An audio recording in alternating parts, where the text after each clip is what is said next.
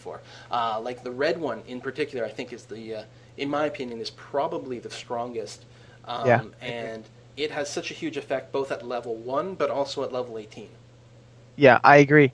Because, I mean, the amount that you get for these items, like let's compare, Elixir of Fortitude, 300 gold, grants 230 to 400 health and 11 to 28 damage based on your level for 4 minutes.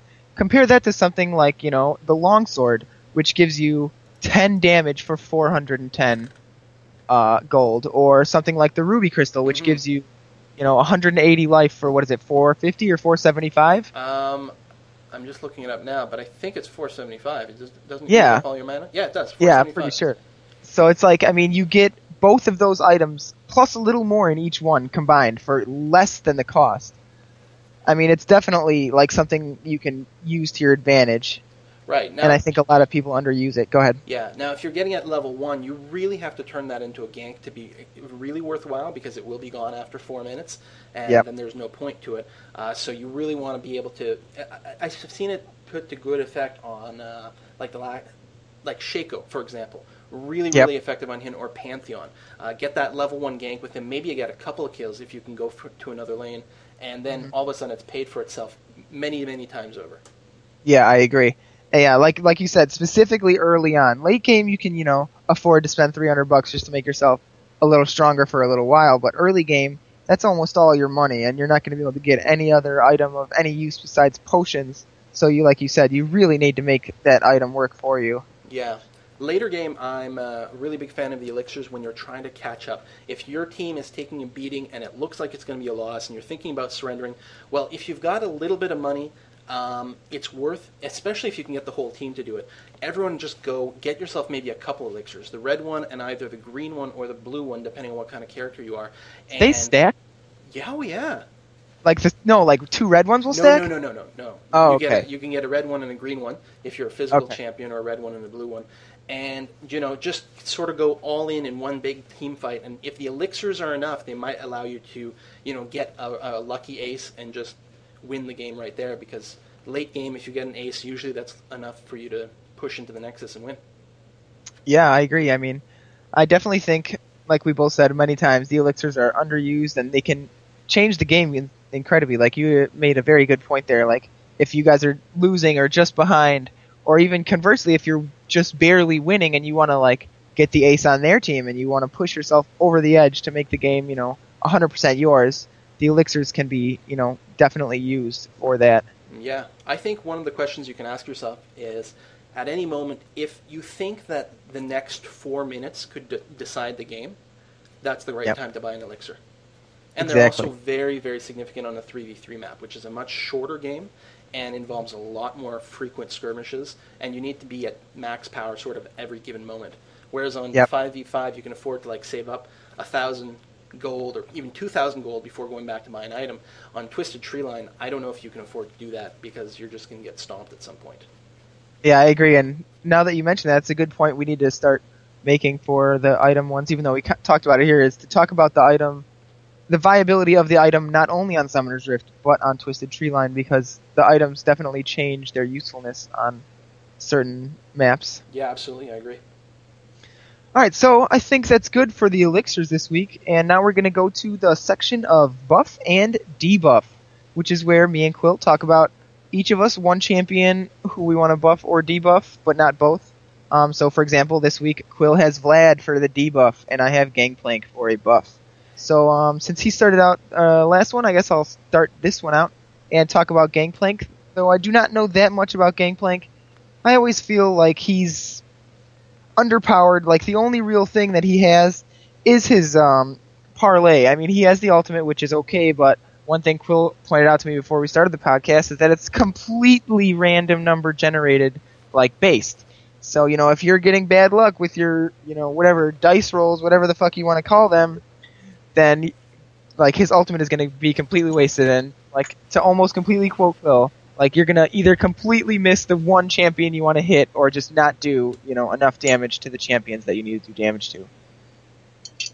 And, yeah, I mean, like I said, I don't know what they should do with I was just about to say Quill. I don't know what they should do with Gangplank, because, like I said, I haven't used him very much, but I do think he needs a buff. Do you got any suggestions? Yeah, well, I'm not a big fan of random effects. Not only is your ultimate either going to destroy someone completely or miss them completely, basically, but his parlay is so dependent on his crit. And if your crit rating, well, it doesn't matter how high it is, it'll never be 100%, and then you're really vulnerable to that. So it's hard to change him without making him overpowered. But one thing that would be really strong is if you could imagine his ultimate doing an AoE slow. A very tiny one while you were in the radius that would just increase the chance of you being hit. That would be a pretty considerable buff, and maybe too much, I don't know, but that might be the sort of thing he needs. I have no idea. Yeah, no, I agree. I mean, like I said, I don't really know. Maybe increasing his heal or lowering the cooldown so he can actually get in there. Even though he has, what is that thing where he eats fruit called? It's remove scurvy. Yeah, that one. I mean, if that was it seems like he can't even, that heals him, but not for enough. He's still not really able to, I know he's not a tank, he's more of a DPS, but he's still not able to, really get in there, even with the heal. Yeah, I think the primary purpose of remove scurvy, in my opinion, is getting rid of the debuffs, but perhaps if you did increase the heal so that it was a more substantial part of the ability, then maybe that would help his survivability a lot. I don't know. Also, his other... the thing where, what is it called, Raise Morale, where he shoots a minion, I don't know, maybe it's really strong and I don't know, I'm not a big Gangplank player either, but it doesn't seem that huge to me, but I don't know. Yeah, the only thing it's really doing is denying one creep, I don't even know if it's per wave, I don't know what the cooldown is, but it's denying your opponent one creep, which isn't that big of a deal, really. It's great, you killed one creep, but if you were a better champion, you could deny us our creep by being in between us and the creep. Yeah.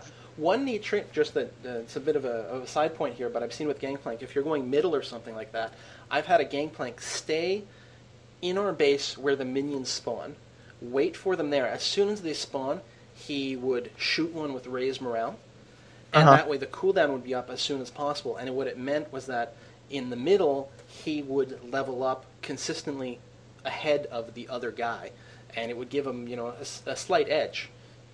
Yeah, that seems like it could definitely work, but like you said, it seems like it would be a slight edge, not a game changer. Yeah, I mean, I've been destroyed by plenty of Gangplanks too.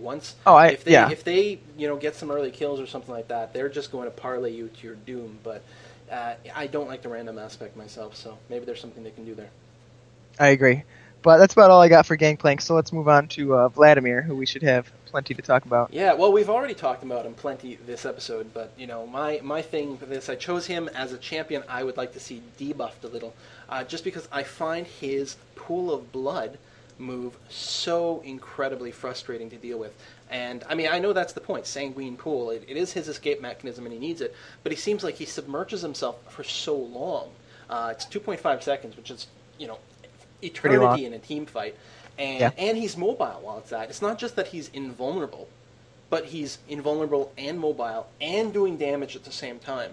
And I just think it's just too hard to deal with. When other people do power moves or use their escapes, you can always save a stun or you can save an exhaust for it to try to counter it. But there's no ability to counter that move whatsoever except stunning them first. But even then, he's got such a huge health pool that you can almost never kill him within 1 CC, and then he goes Sanguine Pool and gets away. Yeah, I agree, but I mean, while comparing it to the other escape mechanisms, his Sanguine Pool has a pretty long cooldown compared to, doesn't Shaco's Deceive have about the same cooldown? I'm not sure off the top of my head. And, other things such as Kale's invulnerability, although you could still be, stunned and crowd controlled. Right, but I don't know, invulnerability's an ultimate. Yeah, I guess that's true. But I don't know. I think it's definitely annoying, and it does do damage, which is pretty brutal, and it slows them too, which is something I think 50% slow. So it's definitely quite an annoying ability, but I don't think because of his E being so shitty, almost in my opinion, semi unusable until late game, in team fights. Well, not unusable, but his other skills are just so much better that it's he really, in my opinion, only has 2 skills.